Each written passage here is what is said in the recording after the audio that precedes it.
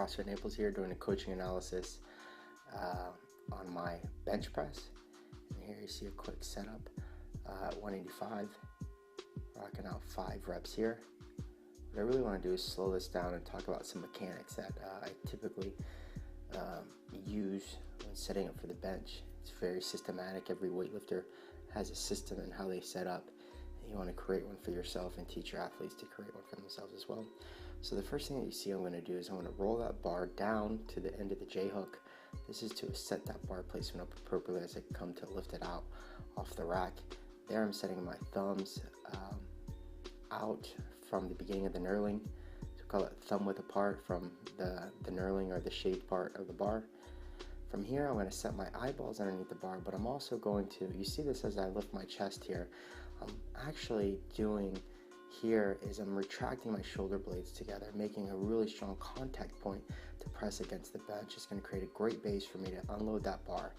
Here I'm unloading that bar, wrist over shoulder, pulling that bar down to my sternum or nipple height is another cue that we use. I'm going to tap or touch and go and press really hard. I'm focusing on keeping my wrist neutral, keeping my forearm straight up and down, which is super important, and not getting too much time to rest at the bottom. I really want to use that elastic energy to my benefit.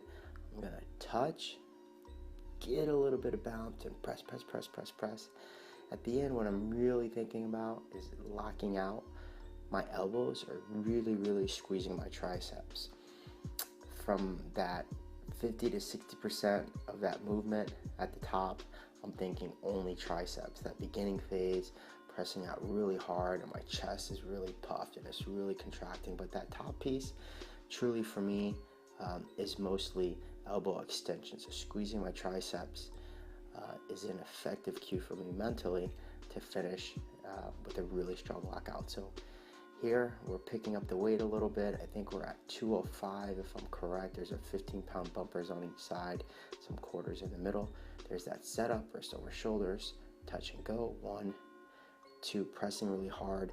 Notice my feet are trying to plant down hard on the ground with a good base. Knees tracking over toes is super important as well. Keeping that base, that stance for stability on that bench. Here's 225. Rolling that bar to the end of the J hook, eyeballs underneath the bar, wrist over shoulders. We're going to touch and go, keeping that bar traveling in a straight line. We really don't want to see that bar veer too much once you initiate those reps. Here we go again. I think this is 245. Thumb width apart, roll that bar, then in the J hook. Here we go. Good placement with those shoulder blades on the mat. 1, 2, just thinking really strong press. Just keep pressing with a really strong lockout. Plant those feet. Good. Now here we go. I think this is 15s on each. 245, 255, 265, I believe. 265 here. There's that strong setup, wrist over shoulders, pulling it down, always having control even though I'm accentuating the speed of the bar. I'm always having control over that. Here's a nice strong. Here I attempt 275 for 5. I was going for a 5 rep max today. To be honest, I wish I had a spotter.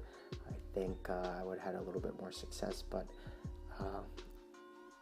there's that big strong setup, big chest. There's 1, there's 2, and there's 3. Well, I hope that helped. Just improve your bench a little bit more, build some more systems with your setup. I'll see you again.